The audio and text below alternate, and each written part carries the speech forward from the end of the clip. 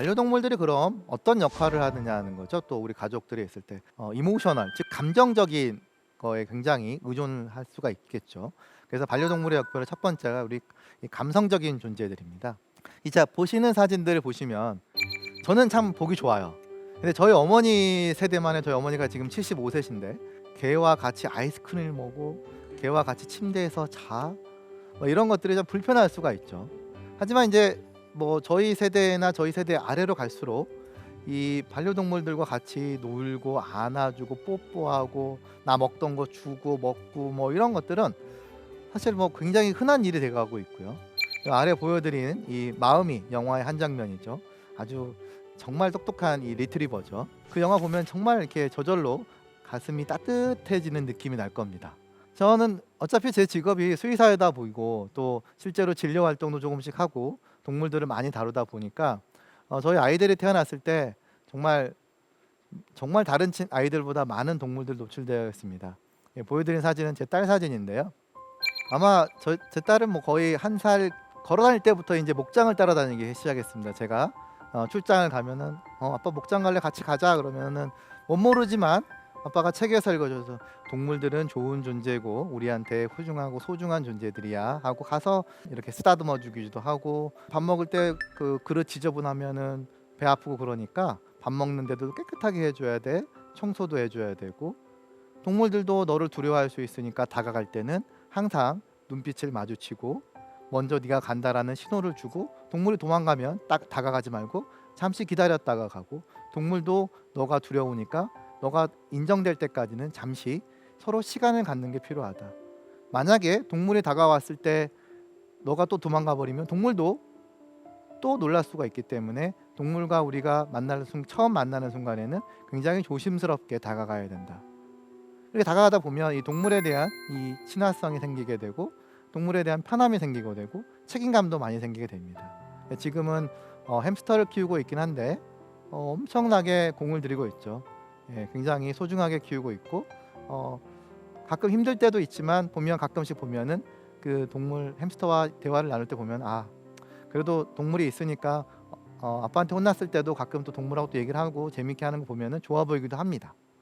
그래서 아이들에게 동물들이 좋은 10가지 이유, 사실 이걸 다 제가 말할 수는 없습니다.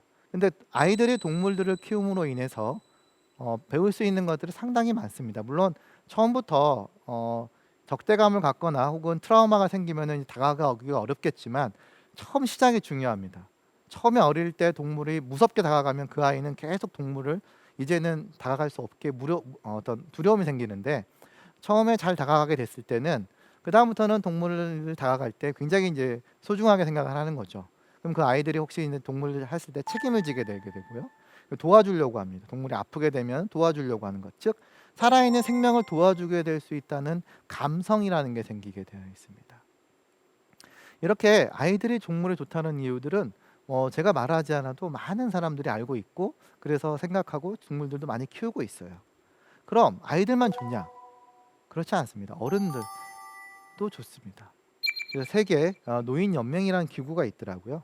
네, 거기서 이렇게 나이 든 사람들이 동물들을 컴패니언이면 반려동물을 키웠을 때의 어떤 베네핏, 좋은 점이라는 보고서들이 발표된 적이 있고 유니버시티 오브 퀸슬랜드에 나온 논문들의 일부 발췌를 해봐도 이 여러 임상학적으로 분석을 해봤을 때도 이 나이 든 사람들이 이 반려동물들과 같이 자라게 됐을 때 긍정적인 측면이 더 많다라는 거죠.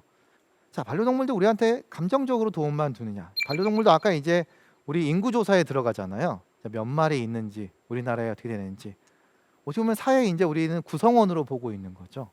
실제 동물들은 굉장히 많은 역할을 해주고 있습니다. 뭐 이미 딱 사진을 나오면 고개를 다 수긍했었을 겁니다.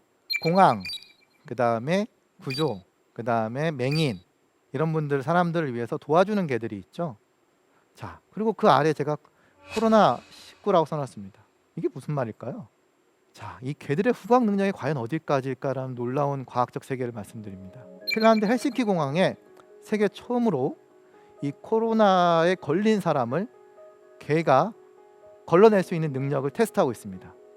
실제 프랑스하고 영국과 미국에서 실험실 수준에서 실험실이라고 하는 이런 무대와 같은 공간에서 여기에 코로나에 걸린 사람의 옷과 코로나에 걸리지 않은 사람 옷을 놔뒀을 때 훈련된 개를 놓고 찾아봐 그러면은 실제 거의 90% 이상 코로나에 걸린 사람의 옷을 찾아낸다고 합니다. 그래서 그런 현장에서의 결과를 가지고 이 훈련된 개를 그러면은 공항에다 투입하자. 그럼 공항에서 들어오는 사람들의 냄새를 맡고 거기서 1차적으로라도 우리가 코로나를 걸린 사람을 분류할 수 있다면 이 통제할 수 있을 것이다라 그래서 핀란드 헬싱키 공항에서 이런 실험들을 진행하고 있습니다. 결과가 상당히 기대됩니다. 왜 그러냐면 이 개들의 후각 능력이 너무 뛰어나요. 코로나뿐만 아니라 영국에서는 민간 단체에서 어떤 일까지 하냐면 이런 뛰어난 후각령들만 모아가지고 우리가 민간 단체를 만들어서 영국에서는 암을 확인하는 개로 하고 있습니다. 모든 암은 하는 게 아니고요. 특수한 냄새를 내뿜는 암들이 있어요. 특히 폐암류가 그렇습니다. 이 폐암에 걸린 사람들은 이 호흡을 할 때 이 특수한 냄새가 난다고 합니다. 우리는 사람은 잘 못 느껴요. 근데 저는 좀 알아요. 왜냐하면 제가 실험실에서 암세포를 배양을 한 적이 있거든요. 근데 유방암세포 중에 특히 특별한 유방암세포들은 냄새가 특별한 게 나와요. 약간의 냄새를 알아요. 제가 느낄 정도면 개들은 확실히 알아냅니다. 아마 그래서 이 사람들의 어떤 그 폐암에 걸린 특수한 암에 걸린 사람들은 아마 폐에서 특수한 냄새가 날 거예요. 그럼 그 냄새를 개들이 알아맞춘다고 합니다. 이렇게 많은 훈련을 시켰을 때 이 사회 구성원으로서 개들은 우리한테 많은 도움을 주고 있습니다. 자, 이런 훈련만 해서 도움을 주는 게 아니라 병원에 가서도 도움을 주고 치료도 도움을 줘요. 왜냐하면 자, 우리가 설마 뭐 개가 치료야, 물론 마음의 안정을 치료도 줄 수 있는 것처럼 치료도 될 수 있습니다. 그래서 여기 치과 병원에 여기 지금 오른편에 보여드리는데 아이가 누워 있는데 리트리버 한 마리가 지금 누워 있죠. 병원이란 존재, 치과라는 존재는 물론 치과는 저도 무섭습니다. 예, 무서운데 아이들은 더 무섭죠. 근데 거기에 자기가 좋아하는 귀여운 리트리버가 있어. 그럼 뭔가 좋다, 다가와. 그리고 선생님이 그런 거죠. 이빨 치료 잘 받으면 이 리트리버가 너한테 젤리를 줄 거야. 실제 얘네들이 훈련을 받아가지고 이렇게 가서 뭘 주기도 합니다. 그런 훈련 받은 애들. 그러면 아이들은 굉장히 기쁘죠. 친구가 있구나. 자기랑 통하는 친구가 있다고 생각을 하고 마음의 정서적 안정을 취한다고 해요. 그래서 이렇게 일부 병원에서 소아과 병원이나 치과 병원에서는 개를 키움으로 인해서 어린아이들이 혹은 조금 병원을 무서워하는 사람들에게 심리적 안정감을 줄 수 있는 약간 안정치료 같은 느낌을 줄 수도 있고요. 또한 자폐증이라든지 그 다음에 의사소통이 좀 어려운 어떤 심리적인 치료가 걸린 사람들은 실제 개들과 소통함으로 하면서 치료가 된다고 합니다. 그래서 우리가 그런 것들을 여기서 써 있는 것처럼 애니멀 어시스트 서라피에서 AAT라고 해요. 근데 우리나라는 아직까지 이 AAT라고 하는 게 정립 단계에 있지는 않습니다. 일부 사단법인을 만들어서 동물 훈련을 받은 사람들이 이제 아까 얘기처럼 아이들 중에 집중력이 저하되어 있거나 소통을 잘 못하는 애들은 이렇게 훈련된 받은 개들과 놀이를 하게 되면은 이런 치료 개선 효과가 있다고 합니다. 실제 미국이나 여기는 일본 사진인데 그래서 의사들이 처방을 내려줍니다. 이 사람은 동물 치료가 필요합니다. 그러면 이제 그런 동물 치료를 전문적으로 해주는 그런 기관에 가서 동물들과 노는 거죠. 놀면서 얘기도 해보고 그러면 실제로 그래서 심리적인 치료가 된다고 합니다. 그래서 아까 이제 우리나라에서 일부 있었던 활동들입니다. 울산에서 이렇게 치료된 활동들이 있었다고 하고요.